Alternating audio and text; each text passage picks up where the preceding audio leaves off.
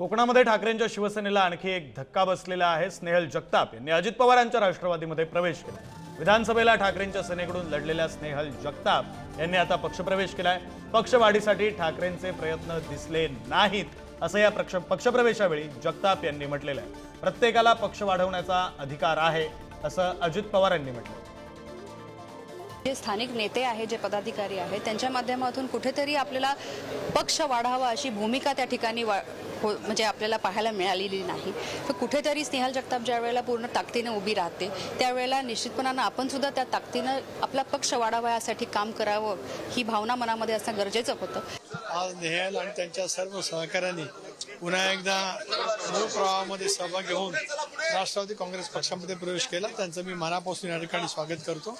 हा कोणाला शह देण्याचा बिलकुल प्रयत्न नाही, तर शिवशाहू फुले आंबेडकरांच्या विचारावरती चालणाऱ्या अजितदादांच्या नेतृत्वाखाली अतिशय भवितव्याची वाटचाल करणाऱ्या राष्ट्रवादी काँग्रेस पक्षाच्या प्रवेशाला ती एक मजबूती आहे। महाड, पोलादपूर आणि माणगाव हा विधानसभा मतदारसंघ आहे। तिथले त्या ठिकाणचे आमचे स्नेहल आणि त्यांचा सगळा ग्रुप यांनी पक्षप्रवेश केलेला आहे।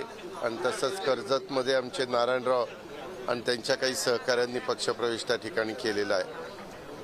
एकंदरीतच सगळेजण आपापला पक्ष वाढवण्याचा प्रयत्न त्या बाबतीमध्ये करत असतात।